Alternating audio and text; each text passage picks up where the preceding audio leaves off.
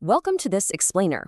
Today, we're taking a massive step back in time, deep into the darkness of primitive humanity.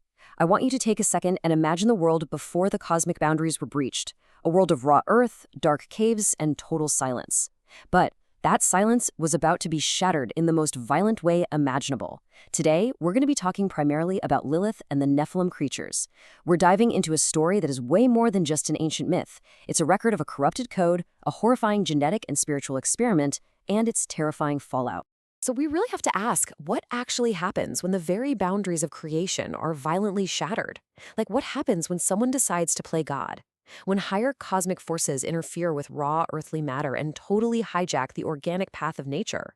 Well, as our sources reveal, the answer is absolutely catastrophic. It brings monsters, total destruction, and ultimately, a freezing dead silence. Part 1. The Secrets of the Nephilim and the Stolen Fire. It all kicks off with a single, massive cosmic rupture. According to texts like the Book of Enoch and Genesis, the barrier between heaven and earth was literally torn open.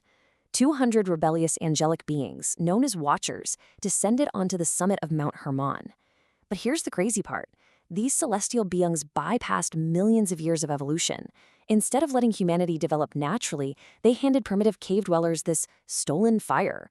We're talking about the secrets of metallurgy, advanced weaponry, and even sorcery. These forbidden secrets forever altered the DNA of reality and laid the physical groundwork for the creation of monstrous beings, the Nephilim. The absolutely crucial takeaway here is this. Humanity did not build its first empires through organic, earned wisdom. It built them on a violent shortcut. The Watchers essentially forced an unearned artificial ascent on mankind. Think of it like a massive, unnatural software upgrade that the human template just wasn't equipped to handle, introducing a permanent, aggressive mutation into the whole system.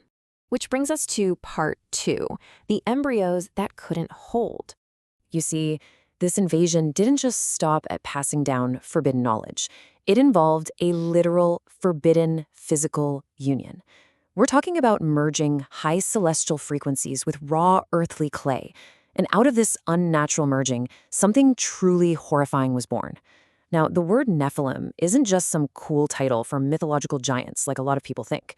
When you look at the linguistic roots, specifically the letters NPL, a much darker truth emerges. Yes, the first meaning is the angels who fell, but the second meaning actually describes the biological result, premature embryos that fall and fail to survive. Their genetic code was so contradictory and unstable, it literally couldn't hold itself together. So the very name Nephilim is actually a death sentence encoded in a single word. This corrupted hybridization was completely doomed right from conception. It was this violent biological paradox that simply could not sustain real, stable life in the natural world. They were a glitch in the system, monsters, destined to fall from the very beginning because their mere existence violated the basic laws of creation. Part 3. Goliath, remnant of corrupted code.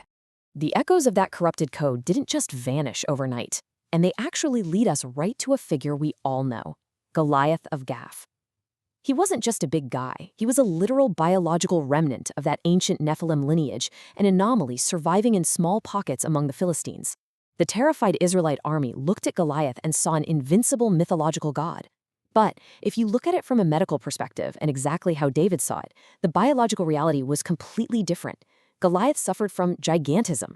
Sure, he was a massive guy, nearly 10 feet tall, but he was also incredibly heavy, super slow, and severely restricted by dozens of pounds of armor.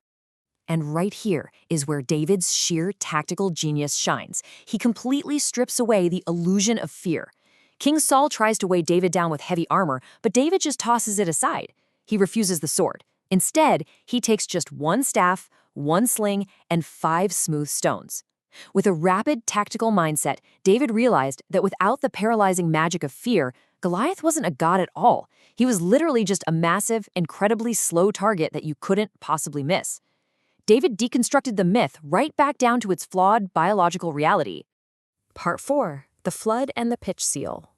Eventually, the hybridized, violent seed of the Nephilim became so incredibly toxic that reality itself demanded a hard cosmic reset. The world literally had to be wiped clean to be saved.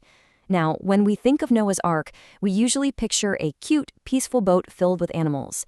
But the sources reveal something much darker. The Ark had no steering wheel, no sails. It wasn't a ship at all.